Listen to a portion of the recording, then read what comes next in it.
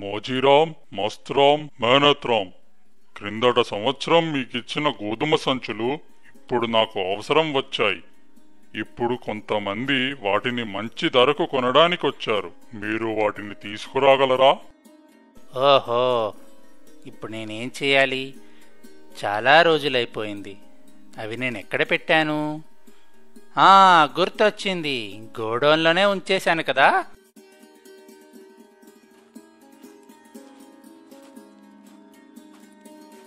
నేను వెళ్ళి గోధుమ సంచులను తీసుకొస్తాను.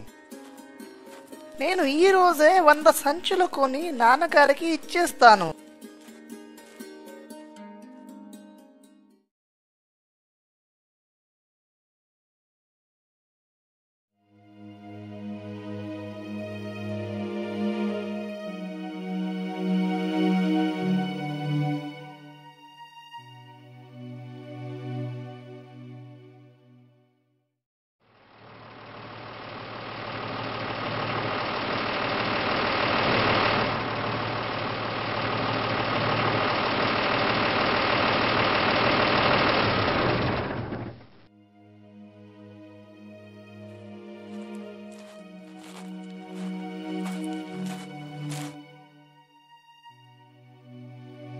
ఏమైంది మోజీరామ్, భయపడుతున్నావెందుకు?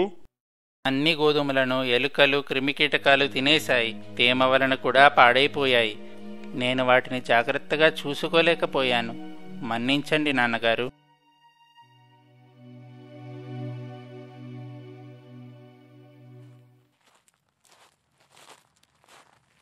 నాన్నగారు, అదిగో నా సంచులు.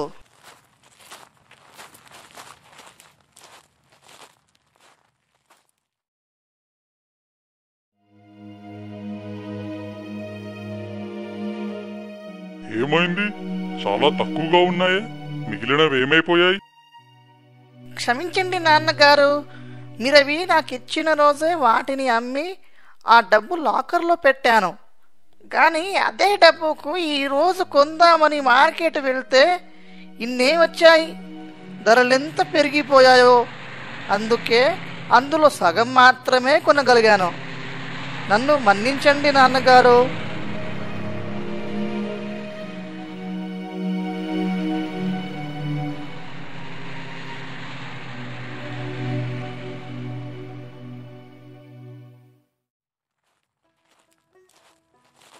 మరి నీ సంగతి ఏంటి మేనత్రామ్?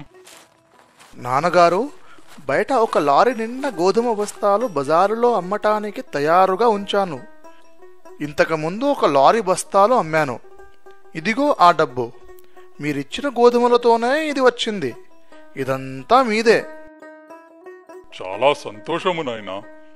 నీ కష్టం వలన నేను నీకిచ్చిన గోధుమ సంచులు 3 ఇంతలయ్యాయి. ఆ తరువాత రాములాల్ ఏం నిర్ణయం తీసుకున్నాడో తెలుసా?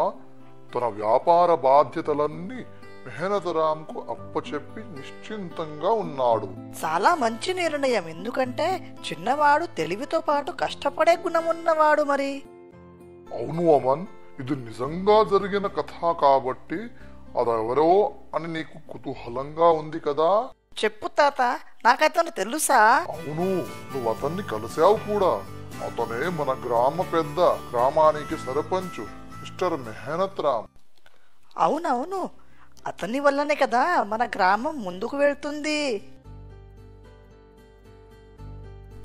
అయితే ఈ కథను బట్టి నీకు తెలిసిందేమిటి? నువ్వు ఈ రోజు ఏం చేస్తావో రేపు అదే అనుభవిస్తావు. ఇప్పుడు నీ చాప్టర్ గురించి చూద్దాం. నీలో ఉన్న మొత్తం బలాన్ని అంటే ఫోర్స్ ని ఉపయోగిస్తే ఏ పనైనా అంటే ఏ వర్క్ అయినా చేయడానికి నీకు శక్తి అంటే ఎనర్జీ దొరుకుతుంది. అవును తాత, ఇది నిజంగా ప్రేరణాత్మకమైన కథ.